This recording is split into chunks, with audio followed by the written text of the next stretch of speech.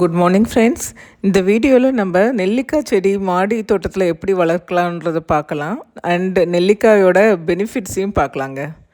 நெல்லிக்காய் செடி கிராஃப்டட் நெல்லிக்காய் பிளான்ட்டுன்னு கிடைக்கும் நர்சரிஸில். நீங்கள் கேட்டு வாங்கி அதை நட்டு வைக்கலாம். தொட்டி அளவு மட்டும் கொஞ்சம் 20 அடி இது பெருசாக பார்த்து வச்சுக்கோங்க.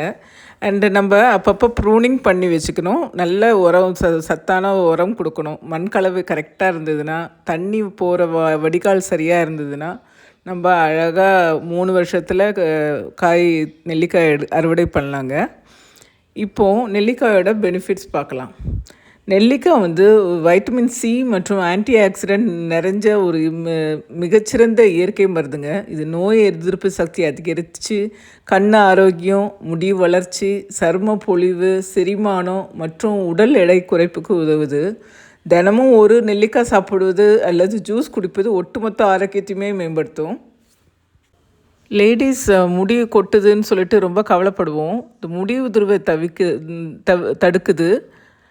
சருமத்தில் கொலாஜன் உற்பத்தியை ஊக்குவிச்சு சுருக்கங்களை குறைச்சி இளமையாக தோற்றத்தை கொடுக்குதுங்க. அதனால் கண் ஆரோக்கியமும் மெயின்டைன் பண்ணலாம். நம்ம தினமும் சாப்பிட்டு வந்தால் கண்ணில் ஏற்படுற எரிச்சல், நீர் வடிதல், கண் பார்வை கோளாறு சரியாகும். உடல் எடை குறைகிறதுக்கும் செரிமானத்துக்கும் இது நல்லா உதவுதுங்க. இதே தசைகளை வலிமையாக்கி இரத்தத்தில் உள்ள நச்சுக்களை வெளியேற்றி இரத்த சோகை நீங்க உதவுது. நெல்லிக்காய் சர்க்கரை அளவை சீராக வைக்க உதவுதுங்க. இதை எப்படி சாப்பிட்லான்னா, காலையில் வெறும் வயிற்றில் ஜூஸாக குடிக்கலாம். தேன் நெல்லி எடுத்து சாப்பிட்டுக்கலாம். நெல்லி துவையல் அல்லது ஊறுகாயாகவும் எடுத்து சாப்பிட்லாங்க. இதை நம்ம தொடர்ந்து உணவில் சேர்க்கும்போது ஆரோக்கியமான வாழ்க்கைக்கு வழிவகுக்கும்.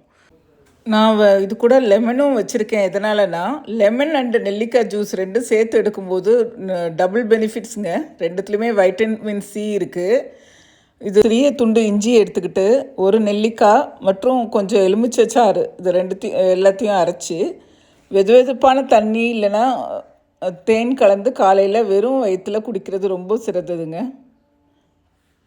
தேங்க்ஸ் ஃபார் வாட்சிங். லைக் அண்ட் சப்ஸ்கிரைப் பண்ணுங்கள் அண்ட் ஷேர் பண்ணுங்கள்.